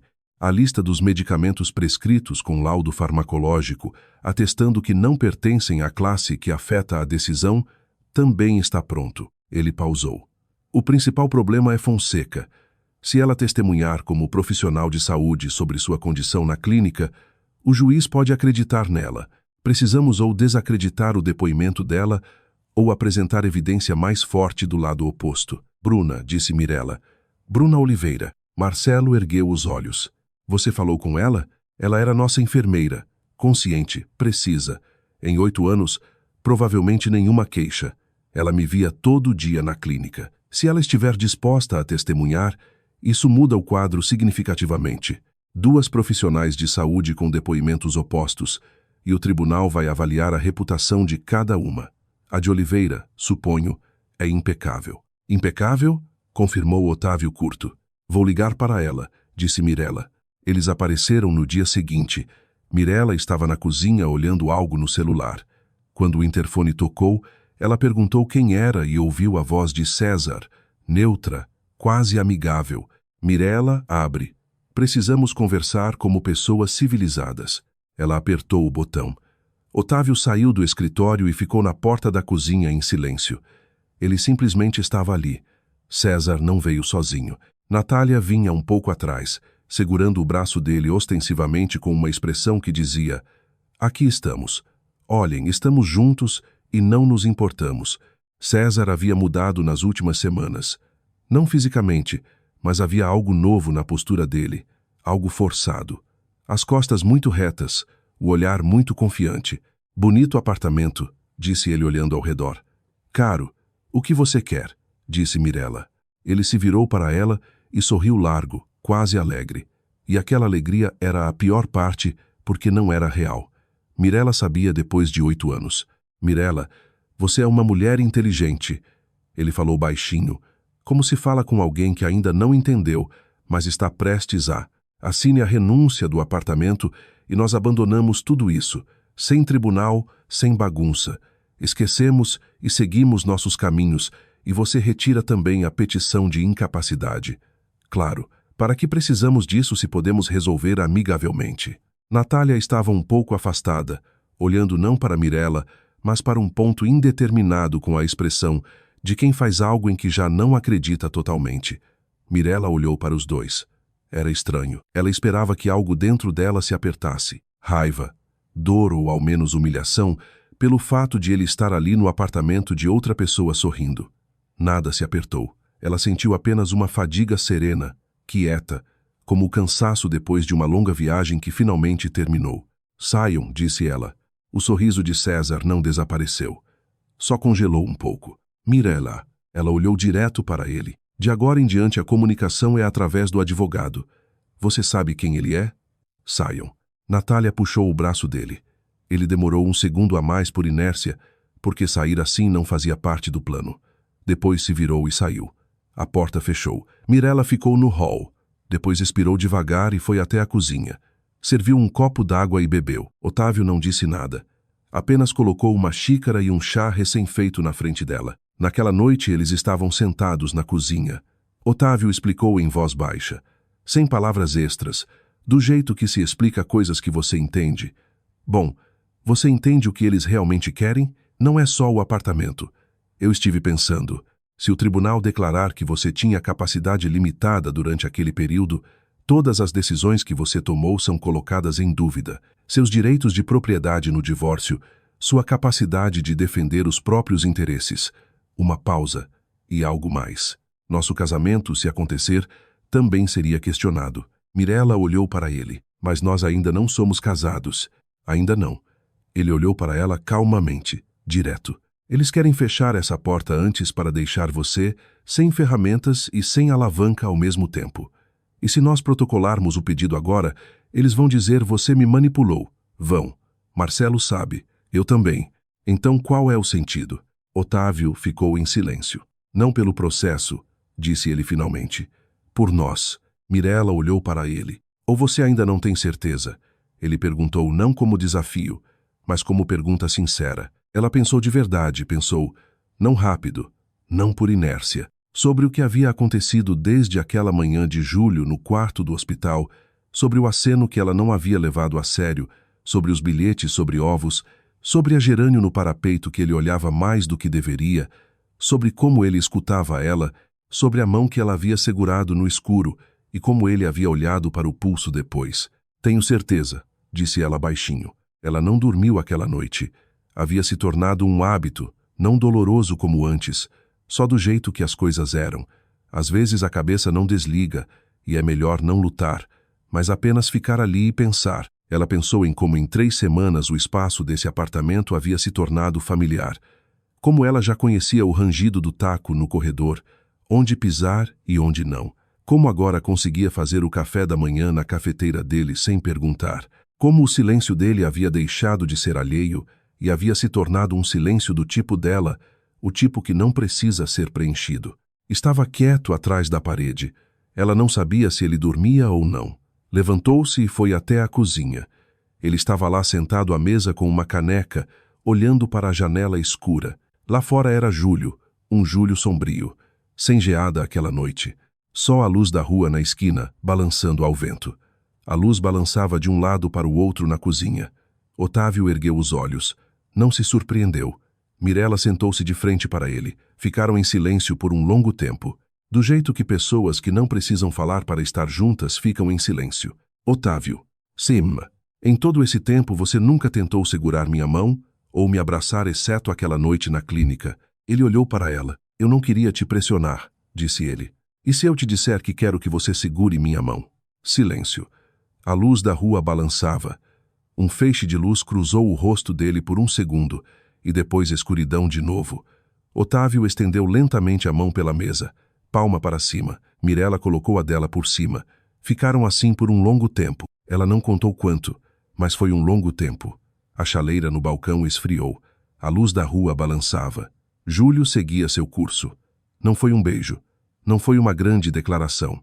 Não foi nada do que se considera um momento. Apenas duas mãos numa mesa de cozinha às 3 da manhã. E ainda assim era mais do que qualquer coisa que ela havia tido em 8 anos com um homem que dividia o sobrenome dela. Depois ela puxou a mão. Levantou-se. Boa noite, disse ela. Boa noite, respondeu ele. Ela foi para o quarto e, pela primeira vez em muito tempo, dormiu imediatamente. De manhã, no café da manhã, Otávio perguntou quando ela entendeu sem precisar de mais explicação. Preciso checar as datas. Marcelo disse que é melhor não atrasar, mas também não apressar. Marcelo está certo. Ele bebia o café. Mas não estou falando disso. Estou falando de você. Você está pronta? Sim, disse Mirella. Ele colocou a xícara na mesa. Então vamos hoje. O cartório ficava a 3 quadras num prédio pequeno com colunas que Colina Verde havia herdado de um gosto neoclássico por fachadas solenes. Por dentro cheirava a tinta fresca e um pouco a naftalina, do jeito que todos os lugares onde papéis importantes são guardados cheiram. A atendente, uma jovem com penteado arrumado e o olhar cansado de quem ouve votos de amor eterno 8 vezes por dia e se acostumou, pegou os documentos deles e consultou um livro. Daqui a um mês, disse ela. Dia 26 às 11. Perfeito, disse Otávio. Parabéns, disse a atendente mecanicamente, mas sem má vontade. Eles saíram para a rua. Júlio os recebeu com frio e um vento que levantava pequenos flocos de geada gelada. Feio, sem romantismo, só geada de Júlio. Mirella levantou a gola do casaco. Otávio estava ao lado dela. Perto da entrada, uma senhora idosa havia montado uma mesa dobrável.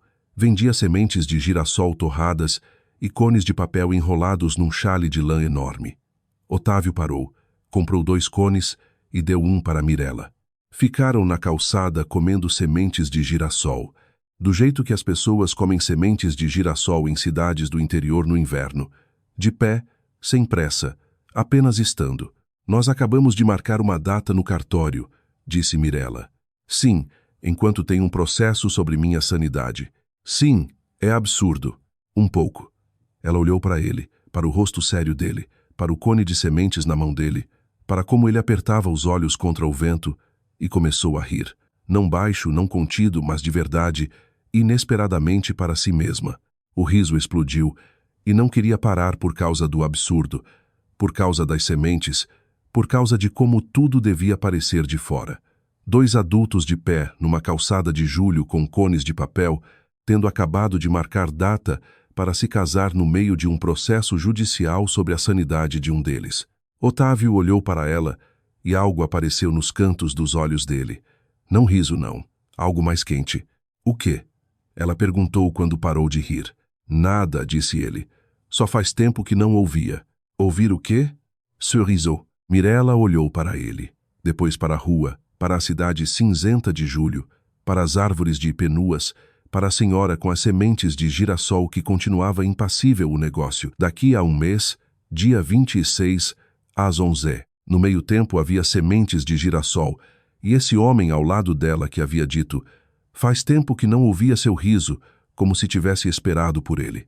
Era estranho, era bom, era real. Marcelo Belo ligou à tarde. Falei com Oliveira, disse ele. A voz dele tinha um tom especial, o que ele provavelmente usava quando um caso começava a se encaixar. Ela topou. Mais ainda, ela disse que tem algo que devemos saber, não pelo telefone. Vamos nos encontrar amanhã. Mirella desligou e foi até o corredor. Otávio estava na porta do escritório. Ele havia ouvido. Amanhã, disse ela. Amanhã, repetiu ele. Vai ficar tudo bem. Mirella olhou para ele. Você está dizendo isso porque acredita ou para eu não me preocupar? Por ambos os motivos. respondeu ele sério. Ela assentiu e foi para o quarto. Na porta parou. Otávio. Sim. Aquele livro na prateleira. O que não tem título na lombada com os desenhos da Vera. Ele olhou para ela. Não mexa nele, disse Mirella. Deixe onde está. Uma longa pausa. Tudo bem, disse ele baixinho. Ela fechou a porta. Lá fora Júlio vivia seus últimos dias. Frio, escuro, honesto. Em uma semana seria ano novo. Em um mês o casamento. À frente estava o processo, os papéis, tudo que tinha que ser atravessado. Mas hoje tinha sido esse dia. Sementes de girassol na calçada, um riso, uma mão por cima da outra às 3 da manhã. Às vezes Mirella pensava que a vida faz exatamente o que deve fazer. Só não acontece sempre quando você espera. Agosto em Colina Verde tem um tipo especial de silêncio. Não o silêncio do verão nem do outono. O silêncio de inverno é diferente. Denso como algodão e ainda assim frágil como vidro. A geada cobria tudo uniformemente. As ruas ficavam desertas de manhã e a cidade toda parecia ter feito uma pausa depois dos feriados, tomando fôlego antes do que viesse a seguir. Para Mirella, aquilo que vinha a seguir era muito. Marcelo Belo preparava a defesa metodicamente. Eles se encontravam a cada poucos dias e toda vez ele chegava com papéis novos e perguntas novas. O laudo do Ferreira estava pronto. A cirurgia havia corrido normalmente, sem complicações, e a recuperação como esperado. O farmacêutico havia emitido certificado para os medicamentos prescritos, analgésicos e antibióticos, nada que o tribunal pudesse considerar alterador de consciência. Os atendentes do cartório, os mesmos que haviam recebido o pedido deles, estavam prontos para confirmar que Mirella havia ido pessoalmente, parecia calma e se comportou de forma apropriada sem sinais de coação.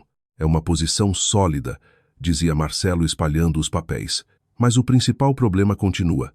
A Fonseca, pessoal de saúde, o depoimento dela sobre a condição de uma paciente na clínica será levado muito a sério pelo tribunal. Bruna Oliveira, lembrou Mirella.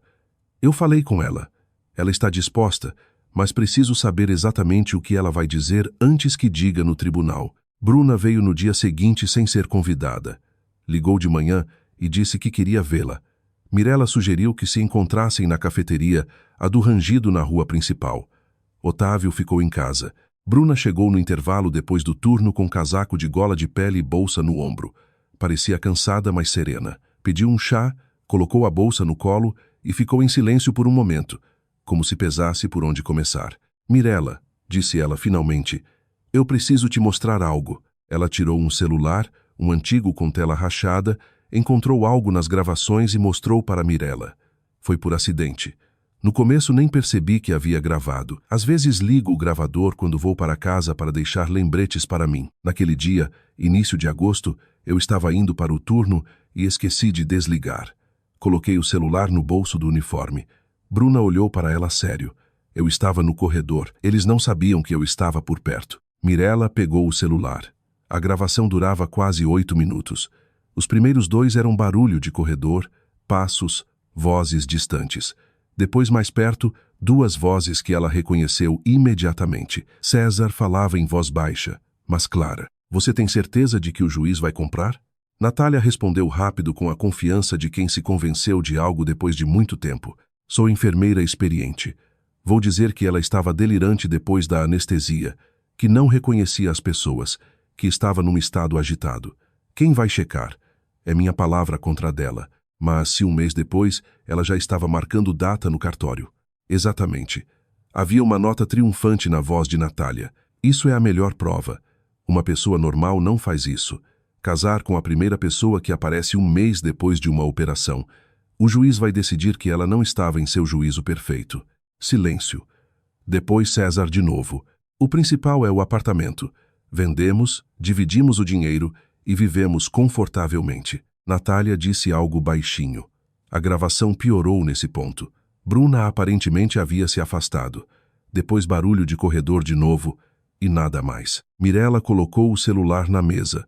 As mãos não tremiam. Ela não sentia raiva nem dor.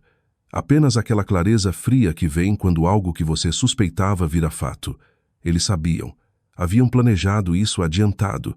Natália ia mentir no tribunal conscientemente, premeditadamente, calculando que a palavra dela teria mais peso. Você entende o que isso significa? Perguntou Bruna baixinho. Entendo. Não sabia se estava fazendo a coisa certa. Pensei muito. Ela apertou as mãos sobre a bolsa, mas não posso deixar que declarem uma pessoa incapaz baseada numa mentira. É meu trabalho dizer a verdade sobre as condições dos pacientes, e eu vou dizer a verdade. Mirella olhou para ela. Bruna, obrigada. Ela assentiu breve, não aceitando o agradecimento, mas confirmando que havia ouvido. Marcelo Belo escutou a gravação naquela mesma tarde. Sentou-se à mesa da cozinha ouvindo com fones, o rosto indecifrável. Quando terminou, tirou os fones e colocou o celular na mesa. Ficou em silêncio por uns 10 segundos. Bem, disse ele finalmente, a voz era a que pessoas experientes usam quando um caso difícil se transforma em outra coisa. Isso é uma gravação de uma conversa em que ambos os participantes planejam cometer perjúrio num tribunal com o objetivo de se apropriar ilegalmente de propriedade. Isso não é mais só um caso cível, é criminal. Mirella olhou para ele. Fraude? Conspiração para fraude? Um crime porque envolve imóvel. Além disso, perjúrio. Isso é sério. Marcelo pegou uma caneta e fez uma anotação. Precisamos registrar um boletim na delegacia. A gravação é material para a investigação. Eu mesmo entrego com os documentos acompanhantes. Eles vão saber que veio de nós. Sim, mas isso não importa. A gravação é legal, obtida por acaso em local público. Bruna, como testemunha, vai explicar como foi obtida. Ele ergueu os olhos. Você está preparada para isso se arrastar? Um caso criminal não é rápido. Estou preparada. Então vamos trabalhar. Otávio, que havia escutado tudo em silêncio. Ele era muito bom em ficar em silêncio nos momentos certos. Só perguntou, quando precisamos ir à delegacia? Amanhã de manhã cedo, disse Marcelo. Vou preparar a papelada hoje à noite. O delegado era jovem, cerca de 35 anos, arrumado, com o ar de quem acredita em procedimento. Recebeu eles numa sala pequena com janela de vinil e um retrato na mesa. Escutou Marcelo Belo, pegou os documentos e escutou a gravação 2 vezes. As vozes estão identificadas? Ele perguntou. Asrá. Duarte reconhece ambas as partes pessoalmente, disse Marcelo. Se necessário, pode ser feita a análise forense. O delegado assentiu e anotou algo. Vamos abrir investigação. Vou chamar, Luz para depor. Ele ergueu os olhos para Mirella. Você está disposta a depor se necessário? Estou, disse ela. Eles saíram. O ar de agosto depois do calor abafado oficial da sala era cortante e limpo. Mirella respirou e pensou. É isso. De agora em diante não é mais decisão minha. Agora é o sistema que vai fazer seu trabalho devagar. Natália quebrou no 3º interrogatório. Marcelo contou a Mirella por telefone calmamente, como quem relata um evento esperado. No começo, Fonseca se manteve firme. Disse que a gravação havia sido tirada de contexto, que eles só discutiam um cenário hipotético, que não planejavam nada. No 3º encontro com o delegado, quando percebeu que a análise de voz havia confirmado a identificação, ela desabou em lágrimas. Disse que era brincadeira, que não achava que era tão sério. César resistiu mais. Continuou negando com confiança. Ainda com aquela postura forçada que Mirella havia visto no apartamento de Otávio, ficou em silêncio sobre o apartamento, sobre os acordos com Natália. Resistiu até a análise de voz, uma comparação digital que tirou toda a dúvida formal. Depois disso, ficou em silêncio por outro motivo. O que aconteceu com a petição de incapacidade? Perguntou Mirella automaticamente. Retirada, disse Marcelo. Fonseca retratou o depoimento. O caso está sob investigação. Manter a petição é impossível. O tribunal a indeferiu. Mirella expirou. A audiência de partilha de bens foi marcada para o final de agosto. O tribunal era pequeno, um fórum local, não da capital. Bancos de madeira, janelas altas. César estava do lado oposto com um novo advogado, jovem e aparentemente menos experiente do que ele esperava. Forreva papéis com a pressa de quem não teve tempo de se preparar. Marcelo Belo dispunha suas folhas metodicamente sem pressa. A juíza, uma mulher de 50 e poucos anos com nome curto na placa, e o olhar de quem ao longo dos anos de trabalho perdeu a capacidade de se surpreender, mas não a de ver. Estudou os documentos e escutou os 2 lados. Marcelo apresentou os argumentos calmamente, um depois do outro. Os comprovantes de pagamento da hipoteca de todos os 8 anos com datas, valores e detalhes, extratos bancários de Mirella, certificado do local de trabalho, professora de escola de ensino fundamental, 10 anos de serviço, salário verificado. O depoimento de um vizinho, Roberto, professor aposentado de 72 anos que morava no prédio havia 20 anos, que confirmou breve e direto. Mirella trabalhava. César passava meses sem fazer nada. Eu via. O advogado de César tentou contestar as formulações. Falou da entrada inicial que César de fato havia dado. Marcelo contra-argumentou com papéis na mão. A entrada constituía 18% do valor do apartamento. Os 82% restantes eram a hipoteca que Mirella havia pago igualmente e nos últimos 2 anos em grande parte sozinha. A juíza escutou, tomou notas, depois pediu que ambas as partes saíssem. Eles esperaram no corredor por 40 minutos. Mirella sentou num banco olhando pela janela. Agosto, pátio cinzento, árvores nuas. Otávio sentou ao lado dela. Não disse nada, apenas estava ali e aquilo bastava.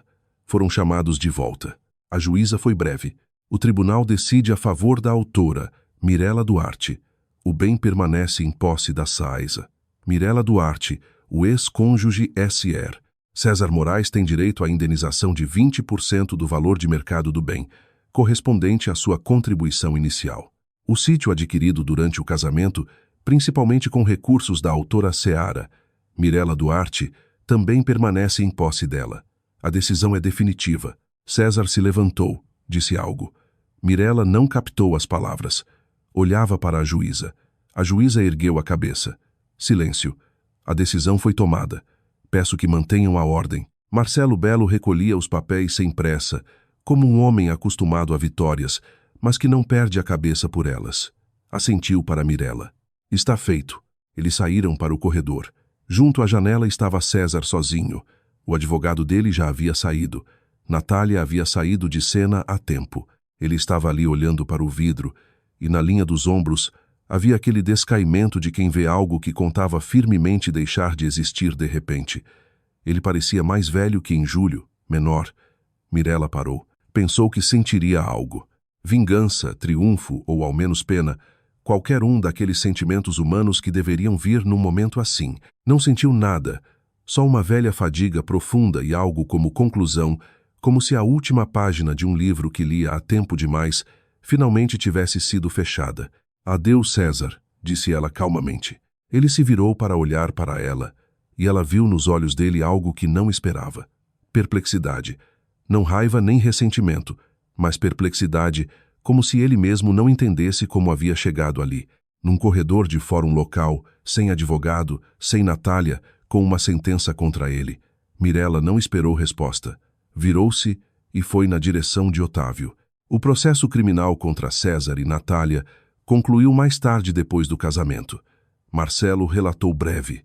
Regime aberto para ambos. Fonseca foi demitida da clínica com justa causa. Moraes perdeu o emprego. Reputação no ramo de vendas é tudo. Natália o deixou assim que as consequências reais começaram, quieta e rapidamente, do jeito que pessoas que sempre tiveram uma saída de emergência em mente deixam. César alugou um quarto numa pensão na periferia da cidade. Mirella soube por acaso através de Nádia, que havia ouvido de alguém. Escutou e não disse nada. Não ficou feliz com isso, sinceramente, sem esforço. A história dele simplesmente não era mais a história dela. Ela vivia a dela. No dia 26 de agosto, às 11 da manhã, eles se casaram. Mirella usou um vestido claro, não chique, simples, que combinava com ela. Otávio, um terno escuro, ele sempre se vestia sem detalhes supérfluos. O oficial era diferente dessa vez. Uma mulher mais velha com rosto bondoso, que leu a fórmula com voz solene, que claramente usava havia muitos anos e com prazer. Eu os declaro marido e mulher. Eles trocaram alianças simples, lisas, sem gravações, que haviam escolhido juntos numa joalheria rapidamente, sem muito pensamento porque nenhum dos dois gostava de símbolos desnecessários. Otávio olhou para ela sério, silencioso. Depois disse, obrigado por confiar em mim. Mirella olhou para ele. Obrigado pelo aceno, respondeu ela. O oficial atrás da mesa não pareceu entender do que eles falavam, mas sorriu profissionalmente e com calor. Naquela noite, Eles estavam sozinhos. Otávio fez o jantar. Não um jantar comemorativo ou solene, só jantar. Peito de frango, arroz, uma salada. Fez com confiança e sem pressa, como fazia tudo a que se acostumara. Mirela sentou à mesa observando ele se mover pela cozinha. Você poderia ter pedido qualquer coisa, disse ela, com seus recursos. Poderia, mas você cozinha. Eu gosto. Ele não se virou. Cozinhar para alguém é diferente de cozinhar para si mesmo. Acho que acabei de perceber isso. Mirela olhou para as costas dele. Otávio. Sim. Você está feliz? Ele se virou, olhou para ela por um longo momento. Do jeito que se olha para uma pergunta que merece resposta honesta, não rápida. Não estou acostumado com essa palavra, disse ele finalmente. Não usei em 11 anos. Acho que esqueci um pouco como reconhecer. Uma pausa. Mas sim, acho que sim. Mirela sorriu. Na mesa havia 2 velas. Não por romantismo. A lâmpada da sala de jantar vinha piscando fazia tempo e eles não haviam tido tempo de trocar. E Mirela havia encontrado as velas numa gaveta. A chama balançava quando alguém passava. Pela janela dava para ver a cidade de agosto, montes de neve azulada no crepúsculo, luzes de rua, uma janela de vizinho do outro lado. Eles comeram. Mirela pensou 1 ano atrás, por essa época, ainda era casada com César. 8 anos, a hipoteca, a caneca na prateleira de baixo, a poltrona dele no centro da sala, a mensagem de texto na véspera da operação, e agora essa mesa, essas velas, esse homem à frente dela que acabara de dizer, acho que sim, com tanto cuidado como se felicidade fosse algo que você tivesse que se aproximar quieto para não assustar. No que você está pensando? Ele perguntou. Em como o tempo é estranho, disse ela. 1 ano atrás eu não te conhecia. Agora você é a única pessoa ao lado de quem me sinto eu mesma. Isso é muito rápido ou muito devagar? Ele disse, depende de onde você conta. Ela olhou para ele. Ele tinha razão. Depende de onde você conta. Se daquela noite de julho no quarto do hospital, era rápido. Se dos 11 anos de solidão dele e dos 8 anos de paciência dela, era muito devagar. Os dois haviam percorrido um longo caminho sinuoso para chegar a essa mesa, a essas velas, a esse jantar.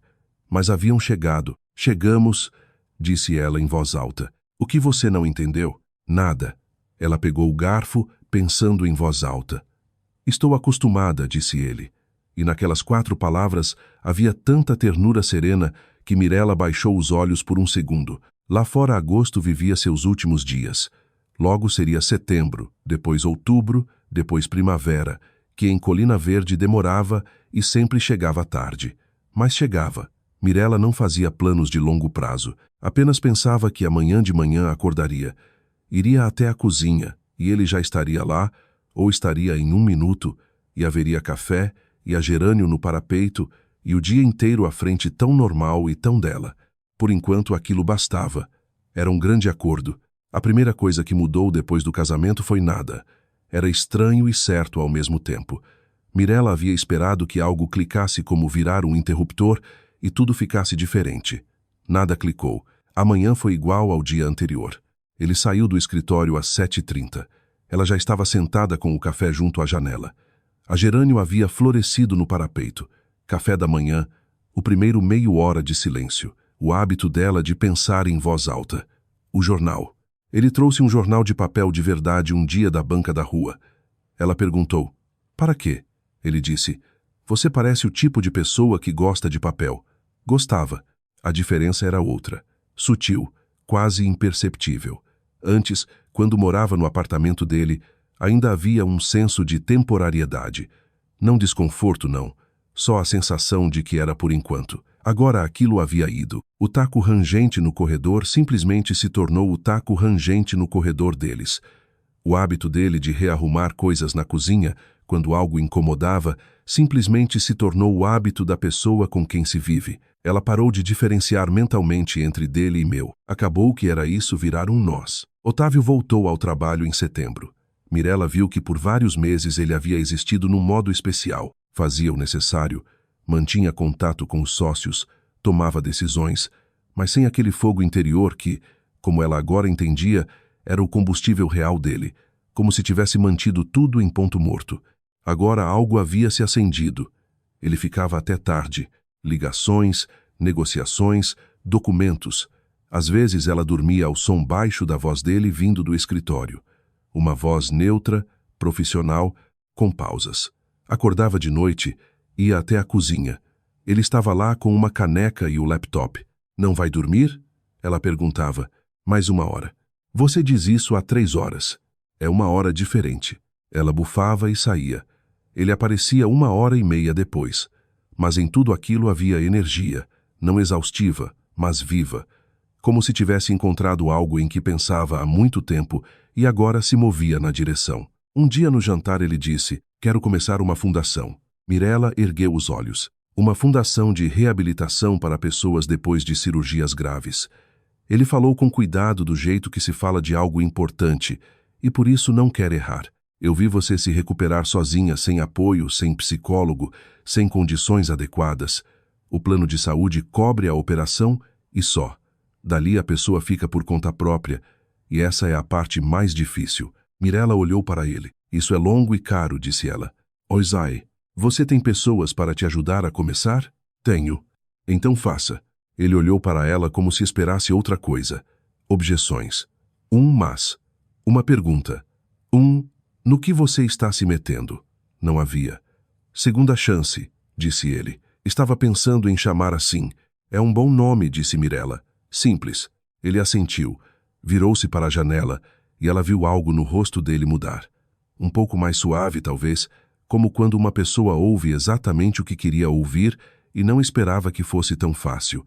Ela voltou à escola em meados de setembro.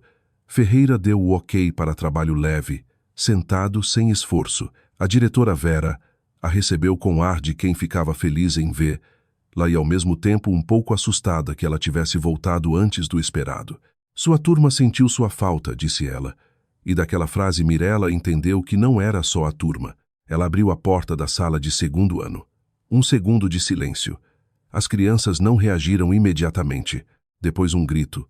Não coordenado, não um coro, mas aquele grito infantil explosivo que acontece quando a alegria não tem tempo de virar palavras e simplesmente irrompe. Pietra, com os cadarços finalmente amarrados direito para a ocasião, foi a primeira a pular. Benjamin derrubou o estojo. Davi correu pela sala sem pensar em dinossauros e a abraçou pela cintura. Do jeito que se abraça algo que se tem medo de perder de novo. Mirella ficou no meio da sala segurando. Segurou por 1 minuto e meio até Pietra de repente dizer muito sério. Professora Duarte, a gente estava te esperando. E aí ela se quebrou. Piscou, sorriu, acariciou cabeças, disse, está tudo bem, está tudo bem. Estou aqui. Sentem-se, sentem-se. Naquela noite em casa ela contou para Otávio. Ele sentou de frente para ela escutando. Olhou para ela daquele jeito que ela havia aprendido a reconhecer quando ele realmente escutava. E em algum momento ela notou algo nele descongelando devagar como gelo, descongela em setembro, quando o sol ainda está fraco, mas é real. Você ama eles? Ele perguntou. Muito, ela assentiu. Aparece. Você fica com um olhar como se você mesma. Como se eu o quê? Não sei. Como se você gostasse de ouvir sobre eles. Ele ficou em silêncio. Gosto, disse ele. Faz tempo que não ouvia pessoas falarem do que amam. Mirella olhou para ele. Pensou em Vera, que 11 anos é muito tempo sem isso. Estendeu a mão pela mesa e cobriu a dele brevemente como naquela vez na clínica. Ele não puxou a mão, virou a palma para cima. Ficaram assim. Em outubro, Mirella comprou um teste. Havia hesitado por muito tempo, suspeitava fazia 2 semanas, mas atribuía ao cansaço, aos nervos, à recuperação da cirurgia, que Ferreira havia dito que podia ter vários efeitos por até meio ano. Mas uma manhã, ela se levantou, olhou para si no espelho e algo dentro dela disse, verifique. Foi à farmácia no caminho de casa da escola e comprou 2 testes só por garantia.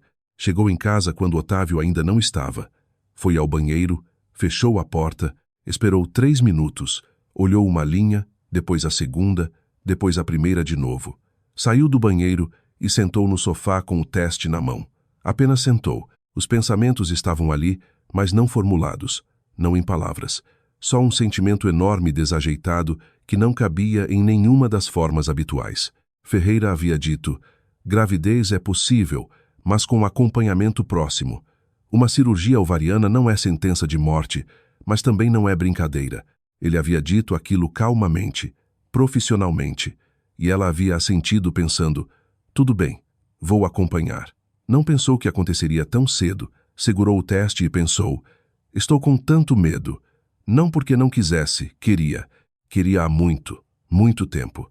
Era precisamente por isso que estava com medo, porque era exatamente aquilo que havia esperado por 8 anos.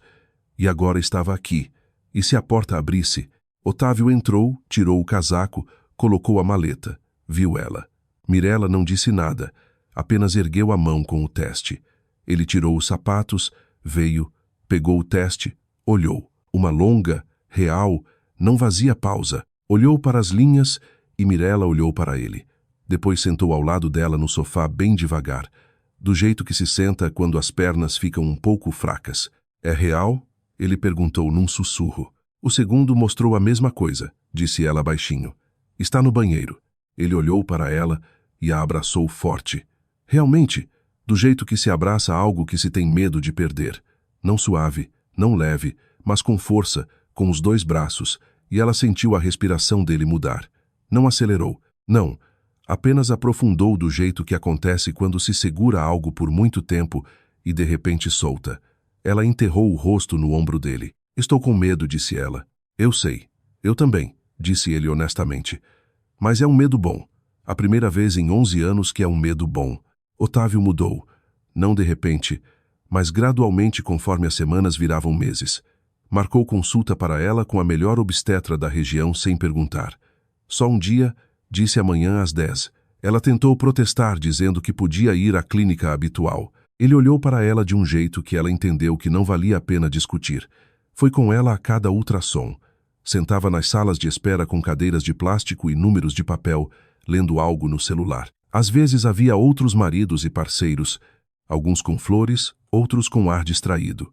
Otávio não falava com ninguém. Apenas esperava Mirella sair. O primeiro ultrassom foi com 8 semanas.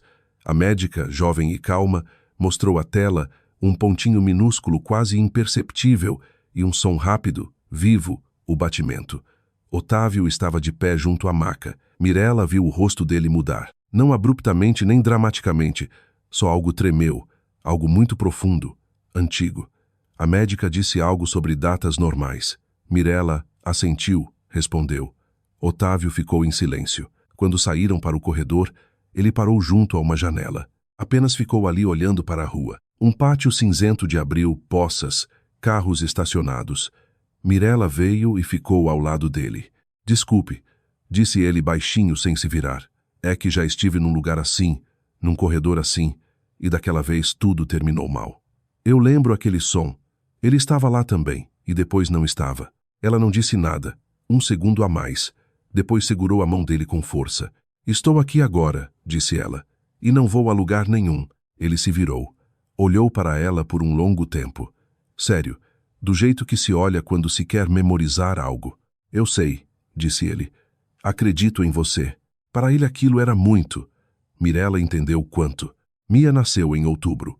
O outono foi quente. O veranico se estendeu quase até o fim do mês. Quando as contrações começaram, ainda dava para ver as árvores de ipê amarelas da janela da maternidade e o sol se estendia em longas faixas vespertinas pelo pavimento. Otávio estava na sala de parto. Insistiu, e os médicos não objetaram. Ficou junto à cabeça dela, segurando a mão de Mirella, não dizendo nada desnecessário, só às vezes em voz baixa, breve. Está tudo bem. Você está indo bem. Estou aqui. Depois Mirella não conseguia lembrar todo o processo sequencialmente. Ficou impresso na memória não como história, mas como um conjunto de sensações. Dor, a mão dele, a voz da parteira. Mais dor. Uma luz forte sobre a cabeça. Palavras que não entendia. E depois um choro. Mia chorou logo depois de nascer. E alto.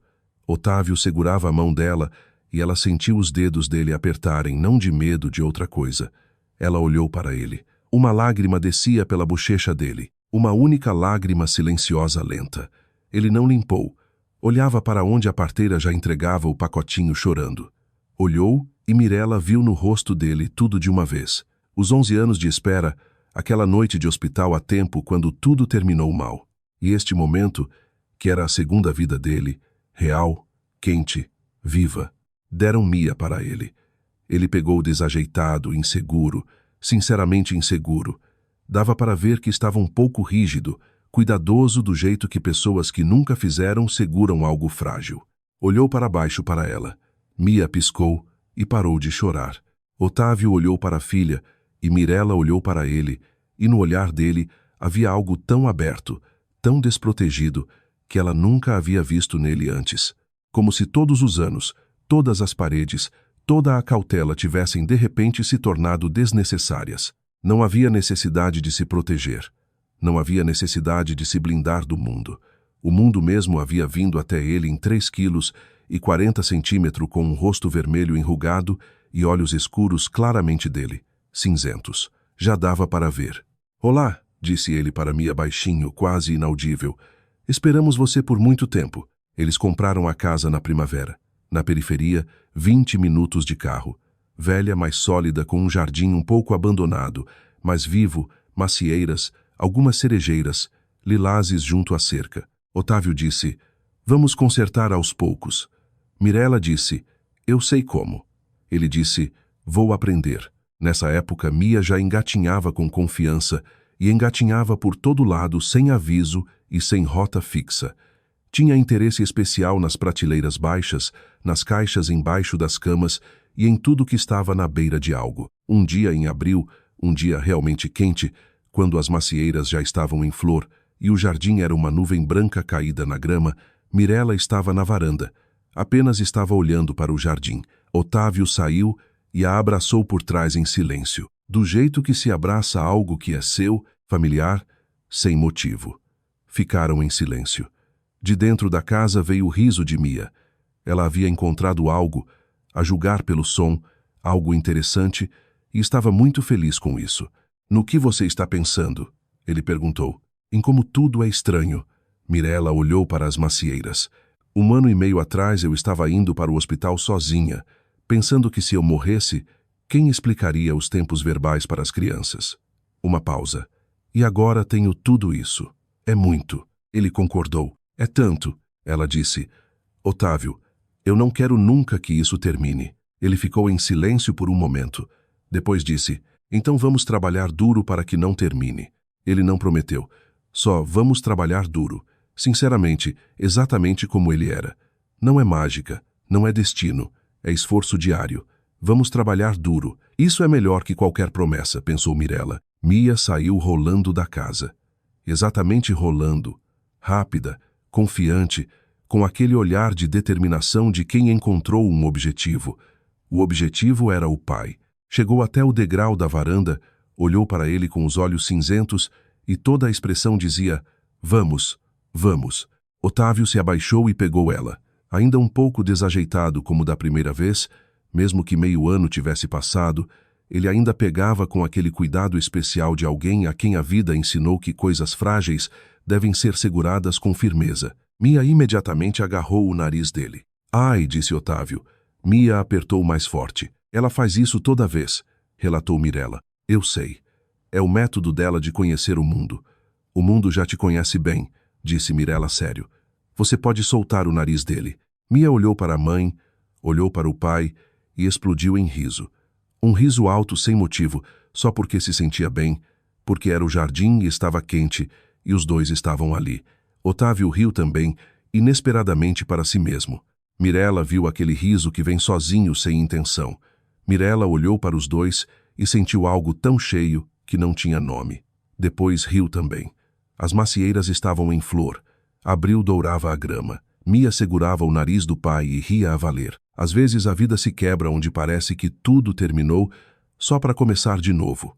Mirella sabia disso agora com certeza,